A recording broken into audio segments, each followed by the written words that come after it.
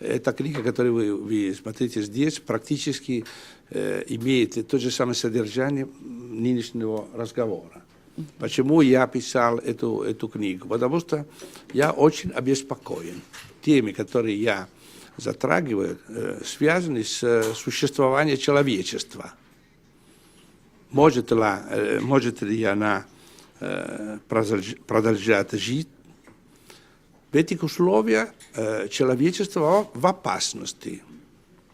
Короче говоря, мы находимся на грани кризиса, который не имеет прецедентов в истории человечества. По существу не имеет прецедентов. А это кризис, который связан с ограничением ресурсов для развития. Мы жили 200 лет в условиях бесконечного развития, 200-250 лет, а уже это развитие невозможно. Запад не развивается. Развивается только Китай, Индия, Бразилия, Индонезия, Турция. Тот, который был раньше третий мир, сейчас находится на первом плане. Структура власти мира переместится из Запада до Востока. Европа уже не центр мира давно.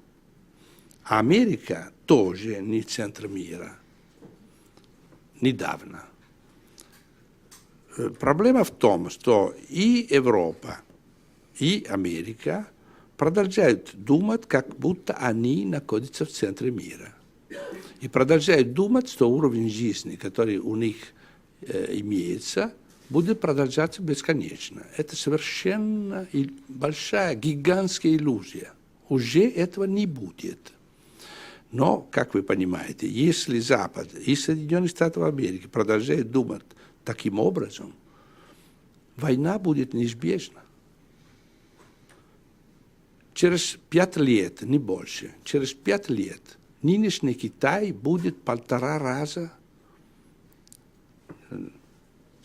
того, что мы знаем. Через 5 лет они развиваются на уровне 10% валового национального продукта каждый год больше. Как это можно думать? Через 5 лет китайцы будут иметь сколько автомобилей, которые у нас есть. Они будут претендовать. И они 1,3 миллиарда человек. Как вы думаете, кто-то может остановить китайцев? Они на сегодняшний день это реальный двигатель всего мира. Без Китая мы будем уже находиться, были бы уже в трагических условиях. Без Китая. А мы можем думать, что они останавливаются. Абсолютно. И я говорю только Китай. Потом добавляем Индию. Добавляем Бразилию и Латинскую Америку вообще. Это очевидно, что ресурсы не будут хвататься для всех. И не только, я не говорю только не о нефти, говорю о воде. Вода тоже не будет достаточно. Воздух. Будет потепление климата. Кто это будет противостоять этому? Нужно, конечно, другое видение мира, другое мышление. Мы продолжаем думать, как будто все идет как раньше. Это так и не будет. Вот это преддверие. Но я дал вам вот эту картину, на которой я размышляю. Ни больше, ни меньше. Если у кого есть лучшая картина, пожалуйста, сообщите. К сожалению, я не вижу никакая другая картина. Поэтому в этом году мы находимся на грани войны с Ираном. Это другой важный элемент. Почему? Есть отдельные причины, но это продолжение этого старого мышления. Запад считает, что весь мир должен, как сказать, униформироваться к их видению. Иран – это вне этого видения. Они идут самостоятельно. Но они не Китай, конечно. Их можно разрушить. И на это мы идем, к сожалению. Я считаю, что вероятность войны против Ирана практически 100%. 100%. Не 56, 55. 100%. Когда это уже другая тема. Но если 2-3 года назад, это когда был еще более-менее туманном пространстве, Сейчас это уже не туманно. Руководители Израиля говорят открыто, что уже почти пора.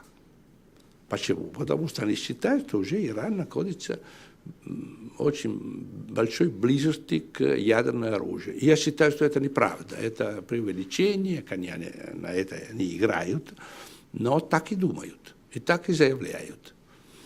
Соединенные Штаты Америки по-разному воспринимают такие мышления, по-разному, потому что внутри Америки есть борьба интересов, не все так и соглашаются с этими выводами. Более того, господин Обама в этом году будет переизбран, возможно, а если будет война до его переизбрания, будет трудно, даже его переизбрание может быть трудным. Поэтому он хочет немножко делить проблему. Но немножко делить, знаете, что если не будет до выборов, будет после выборов. Большие изменения не вижу. Здесь поэтому самое большое размышление – это что будет думать господин Нетаньяху. Ему выгодно начинать атаку до выборов Соединенных Штатов Америки или после. Это я не знаю. У меня нет достаточно элементов, чтобы заключить. Более того, есть много элементов международного характера, которые могут влиять на время действия, на определение времени действия. Но я вижу, и вы, если вы хотите смотреть, вы можете смотреть очень, очень хорошо, что происходит. Я связываю, например, ситуацию нынешнюю с кризисом Европейского Союза. И особенно с поведением так называемого hub по-английски, центра. Это Уолл-стрит плюс City of London. Я уже не говорю о Соединенных Штатах Америки и Англии. Это речь не идет о государстве, речь идет о настоящих владельцах мира. Это Уолл-стрит и City of London. Это финансовые структуры, которые определяют тон ситуации. Конечно, они используют мощность, военную мощность Соединенных Штатов Америки, но идут самостоятельно на решение, как им кажется, проблемы.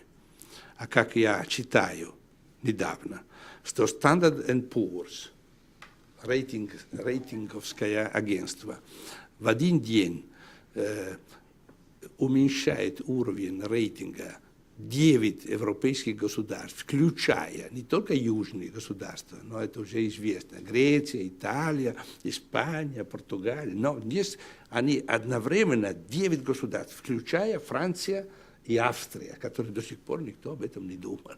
А почему так? Это политическая атака против Европы, создана именно оттуда, из Уолл-стрита, из City of London. Очевидно, если вы читаете заявление Standard & Poor's неделю назад, очевидно, что здесь никакие экономические оценки не даются. Это точно, явно политическая оценка. Они не доверяют европейским государствам. И поэтому они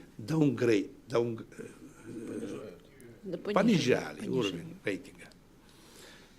Видимо, они готовятся к большую схватку. Надо уменьшить значение евро, надо ставить Европу на колени, чтобы Европа могла бы согласиться к войне против Ирана. Для меня все это очевидно. Достаточно смотреть открытыми глазами. Я, конечно, не поддерживаю линию госпожи Меркель. Мне не нравится идея европейская ухода из финансового кризиса. Она не будет сработать, конечно, очевидно, но это другое дело. Но это очевидно, что существует уже борьба между разными центрами Запада. Соединенные Штаты Америки – это, конечно, пункт, который диктует их линию. Они хотят, чтобы Европа поддавалась к этой линии. Европа не хочет, и тоже я думаю, что вы заметили, что во время Ливии, война против Ливии, Германия не пошла. С большим удивлением всех. Почему госпожа Меркель не шла в войну в Ливию? Это очевидно, что в Европе есть руководители, руководящие элиты, которые уже начинают постепенно осознавать, что интересы Европы не совпадают с интересами Соединенных Штатов Америки. Вот и все.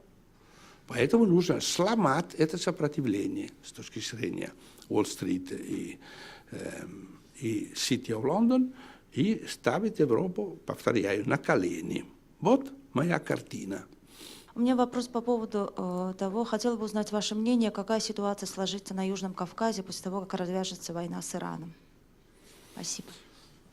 Боюсь, что последствия будут, это безусловно, по близости и по вовлечению. Там есть потенциальные, я бы сказал так, несколько армий потенциальные. Условия, социополитические условия этого региона, конечно, очень печальные. Вы знаете об этом. Я знаю об этом. Там, например, безработица очень высокая. Там возможность жить нормально ограничены к определенному маленькому меньшинству населения. Поэтому создать армию наемников очень просто. А здесь речь идет о миллиардах. Когда я сказал раньше, что надо создать 16 триллионов долларов в течение нескольких месяцев из компьютера, конечно, это виртуальные деньги, но эти деньги, когда они существуют, могут оплатить армию людей. Можно оплатить зарплаты несколько лет для десятков тысяч человек. Можно с этими деньгами виртуальными купить правительство, полное правительство, премьер-министры, министры обороны и так далее. Поэтому мы должны знать, что когда ситуация нестабильная, все может происходить. Это очевидно. Я отвечаю на другой вопрос, который вы не задавали, но который практически бродит на всех этих дискуссиях. А как может победить?